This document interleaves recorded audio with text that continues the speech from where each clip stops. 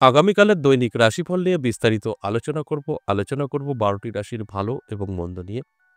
এটা অতি পরিচিত প্রোগ্রাম। প্রত্যেকটা দিন এই দৈনিক রাশিফল নিয়ে আলোচনা করি আপনাদের অ্যালার্ট করার জন্য। তাই প্রত্যেক দিনের মতো আজও চলে আসছি আগামীকাল দিন সম্পর্কে বিস্তারিত বলব।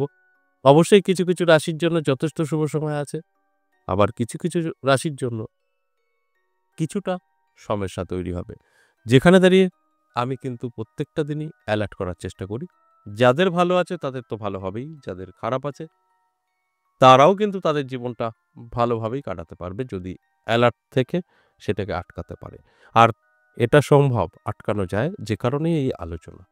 সঙ্গে থাকুন, সবটাই জানতে পারবেন। আগামীকাল ১০ মার্চ সোমবার, একাদশী তিথি আর পুষ্যা নক্ষত্র, খুব ভালো নক্ষত্র। পুষ্যা নক্ষত্র আমাদের জ্যোতিষ শাস্ত্র মতে অত্যন্ত শুভ। আর এই পুষ্যা নক্ষত্রে অনেকেরই ভালো, অনেকেরই একটু সমস্যা, সে তো থাকবেই। তবে ভালোটা অবশ্যই বেশিটাই হওয়ার সম্ভাবনা থাকে এবং শোভনযোগ। আর জন্মরাশি কর্কট। এবার ১২টি রাশিকে নিয়ে বিস্তারিত আলোচনা করব কি হতে চলেছে আগামীকাল। কারণ আমি এর আগেই বলেছি ১২টি রাশির প্রত্যেকের ভালো কখনো হতে পারে না। ঠিক সেরকম প্রত্যেকটা রাশির খারাপও আবার হতে পারে না। ভালো এবং খারাপ উভয়ই থাকবে। সেগুলোই আমার আলোচনার বিষয়। আমি তাদেরকে অ্যালার্ট করব। তারা যদি সেইভাবে চলতে পারে তাহলে সেফ থাকবে। খারাপটাও ঘটবে না, আটকাতে পারবে, আর ভালোটা তো লুফে নিতেই পারবে। তাই আমি আপনাদের অনুরোধ করব সম্পূর্ণ প্রোগ্রামটা দেখুন। তাহলে অনেক অভিজ্ঞতা আপনাদের কিন্তু বৃদ্ধি পাবে। নমস্কার, জয় মা কামাখ্যা, জয় মা তারা। আলোচনা তো থাকবেই, তার আগে আমার সাথে কিভাবে যোগাযোগ করবেন একটু বলে নিই। যারা সরাসরি আমার সামনাসামনি বসে কথা বলতে চাইছেন, দুটো জায়গায় পেয়ে যাবেন। আমার নিজের মন্দির ১০ মহাবিদ্যা কালীবাড়ি, এটা বেইনগর অবস্থিত। আর একটা আপনি তারাপীঠ পাবেন। তারাপীঠ এই মাসে ২১ এবং ২২ তারিখ পেয়ে যাবেন। যদি মনে হয় তারাপীঠ আসবেন, অবশ্যই হোয়াটসঅ্যাপে এসে ভয়েস বা লিখে বলবেন। সাথে, সাথে কন্ট্যাক্ট নাম্বার দিয়ে দেওয়া হবে। সেখানে কন্ট্যাক্ট করে নাম লিখে দেবেন। আর যারা আমার মন্দিরে আসতে চাইছেন, সেক্ষেত্রেও হোয়াটসঅ্যাপে এসে ভয়েসে বা লিখে বলতে হবে। তাহলে আমাদের এখানকার ফুল অ্যাড্রেস পেয়ে যাবেন। এই অ্যাড্রেস অনুযায়ী চলে আসতে পারবেন এবং কবে থাকছি, কত টাইম থাকছি, সবটাই আপনাকে জানানো হবে। আর যারা অনলাইনে কনসাল্ট করাতে চাইছেন, আপনার সম্পর্কে জানতে চাইছেন, তাদের ক্ষেত্রে বলব অবশ্যই আপনারাও এই হোয়াটসঅ্যাপে এসে ভয়েসে বা লিখে বলুন। সেক্ষেত্রে আপনারা সম্পূর্ণ প্রসেস পেয়ে যাবেন, কমপ্লিট করবেন। আপনাকে কিন্তু এখান থেকে ২৪ থেকে ৪৮ ঘন্টার মধ্যে কল করা হবে। এইভাবে অফলাইন এবং অনলাইন আপনারা যোগাযোগ করতে পারবেন। আর এই নাম্বারটা কিন্তু শুধু বুকিংয়ের জন্যই। আপনাদের কোনো রকম কমেন্ট বা আপনাদের প্রশ্ন এখানে করলে উত্তর পাবেন না। কারণ এই নাম্বারটা অনেকেই ভাবেন আমি দেখি, না আমি দেখি না। এই নাম্বারটা যারা দেখেন তাদের ওই অভিজ্ঞতাটা নেই যে আপনার নানা রকম সমস্যার প্রশ্নের উত্তর দেবে। তাই বেকার প্রশ্ন করবেন, উত্তর পাবেন না, মন মানসিকতা খারাপ থাকবে। তার জন্য আপনাকে আমার সাথে যোগাযোগ করতে হবে। আমার সাথে যোগাযোগ করতে গেলে কি করতে হবে? সরাসরি আসতে হবে, আর না হলে সিস্টেমে বাড়িতে বসেই জানতে পারবেন। এর জন্য আপনাকে হোয়াটসঅ্যাপে লিখে বা ভয়েসে বলতে হবে। আশা করি বুঝতে পেরেছেন। এবার আসুন আজকের মূল বিষয় আলোচনার, সেটা হচ্ছে দৈনিক রাশিফল। এই দৈনিক রাশিফল নিয়ে আমি বিস্তারিত আপনাদের বোঝানোর চেষ্টা করব। কোন, কোন দিক থেকে আপনাদের অ্যালার্ট থাকতে হবে, কোন, কোন দিক থেকে আপনারা একটু সতর্ক থাকবেন, সবটাই কিন্তু জানতে পারবেন। তারপর আপনাদের কিন্তু ভালো করে বুঝে শুনে তারপর পা ফেলতে হবে। অর্থাৎ সঠিকভাবে এগোতে হবে। সেখানে দাঁড়িয়ে আপনার কিন্তু বেনিফিট আসবে। তাই আগামীকাল দিন সম্পর্কে আমি এখন বিস্তারিত বলব। এক রাশিভিত্তিক আলাদা, আলাদা। মেষ রাশির জন্য বলব যথেষ্ট শুভ সময় থাকবে আগামীকাল। আপনারা যদি অ্যালার্ট থাকতে পারেন, অনেক কিছু পেতে পারেন। প্রাপ্তিযোগ তৈরি হয়েছে, সেখানে দাঁড়িয়ে কিছু না কিছু তো আপনার জীবনে ঘটবেই। তাই অ্যালার্ট থাকাটা জরুরি। আমার কাজ আপনাদের অ্যালার্ট করা। তারপরের দায়িত্ব কিন্তু সম্পূর্ণ আপনার। তাই চোখ কান খোলা রাখুন। কোনো না কোনো দিক থেকে সুযোগ সুবিধা আপনার কাছে কিন্তু আসবে। আর সেটা গ্রহণ করলে আপনার ভাগ্যের চাকা কিন্তু ঘুরবে। বৃষ রাশি। বৃষ রাশির ক্ষেত্রে বলবো অবশ্যই সবকিছু ভালো থাকলেও আপনার টেনশনের কারণ হতে পারে। আপনার ছোটখাটো সমস্যা তৈরি হতে পারে, যে কারণে টেনশন আপনি কিন্তু করবেন। এই ছোটখাটো সমস্যা ব্যবসা সংক্রান্ত হতে পারে, সাংসারিক জীবনে হতে পারে। তাই দুশ্চিন্তা, টেনশন আগামীকাল হঠাৎ করে আপনার জীবনে চলে আসতে পারে। আপনি চাইলে আটকাতে পারবেন। তাই অ্যালার্ট করার জন্যই আমার এই আলোচনা। আমি অ্যালার্ট করি, আপনারা যদি সেইভাবে চলতে পারেন, এগুলোকে সম্পূর্ণ কন্ট্রোল করতে পারবেন। এরপর মিথুন রাশি। মিথুন রাশির জাতক-জাতিকাদের কিন্তু একদম সবকিছু ঠিকঠাক থাকবে, আবার সবকিছু উল্টোপাল্টা হয়ে যেতে পারে। অর্থাৎ আপনার উপরে নির্ভর করবে দিনটি কেমন যাবে। আপনার ইনকাম ভালো থাকবে, খরচ অত্যাধিক থাকবে, তাহলে কি হলো? আবার এদিকে দেখুন আপনার সবকিছু ঠিকঠাক থাকবে, কোনো কিছু বাধা থাকবে না, কিন্তু গিয়ে অশান্তির মধ্যে পড়ে যেতে পারেন।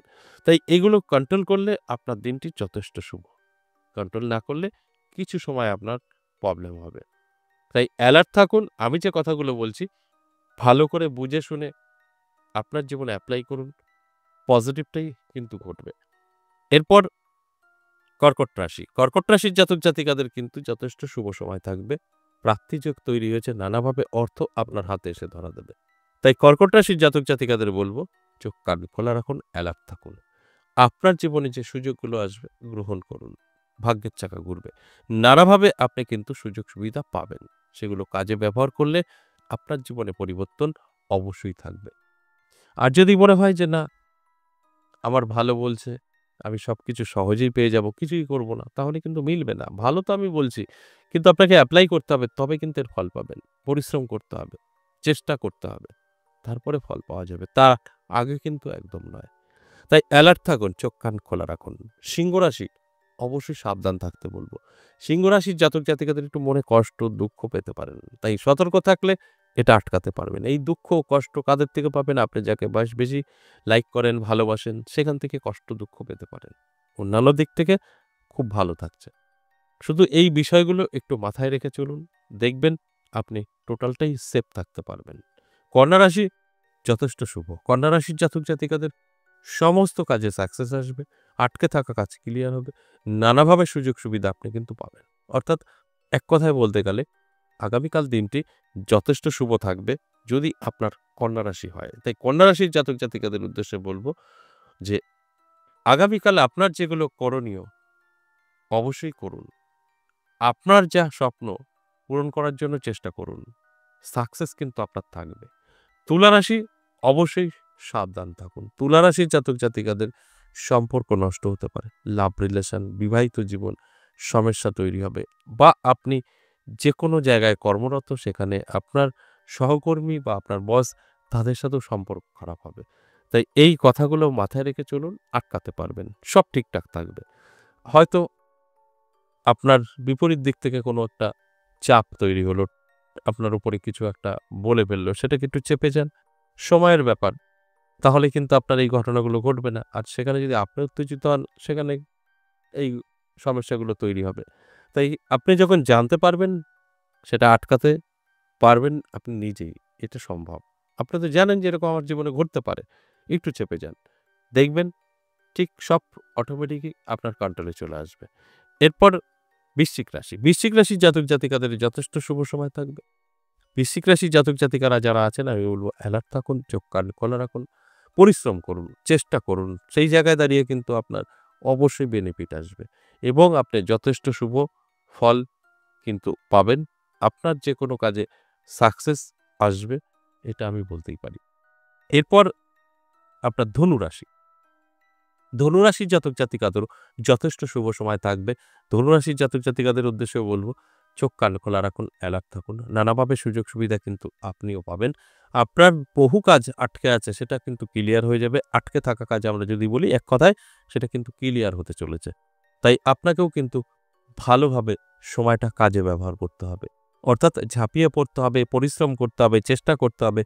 আপনার চাহিদাগুলো, যেগুলো আপনার ইচ্ছা, চাহিদা যাই বলি না কেন, তার জন্য কিন্তু অবশ্যই আপনার চেষ্টা চালিয়ে যেতে হবে। সেখানে দাঁড়িয়ে আপনার বেনিফিট আসবে বা আপনি সফলতা পাবেন। এরপর মকর রাশি। মকর রাশির জাতক জাতিকাদের কিন্তু টেনশন, দুশ্চিন্তা থাকবে। কর্মক্ষেত্রে সমস্যা তৈরি হবে। আপনি দিনমজুর, সেখানে গিয়ে কিন্তু কর্মের একটা অসুবিধা আপনি উপলব্ধি করতে পারবেন। সার্ভিস যারা করছেন তাদের ক্ষেত্রে বলব, সেই জায়গাতেও কিন্তু নানা রকম চাপ তৈরি হবে। টেনশন, মান অপমানিত আপনি হতে পারেন। তাই এগুলো মাথায় রেখে একটু চলুন, কন্ট্রোল করুন আপনি নিজেই। দেখবেন এগুলো সবই আপনি আটকাতে পারবেন। সম্ভব। এরপর কুম্ভ রাশি। কুম্ভ রাশির জাতক জাতিকাদের কিন্তু সব ঠিকঠাক থাকবে। স্বাস্থ্য প্রবলেম করবে। আপনার ইনকাম ভালো থাকবে, সম্পর্ক ভালো থাকবে, স্বাস্থ্যটা ভালো থাকবে না।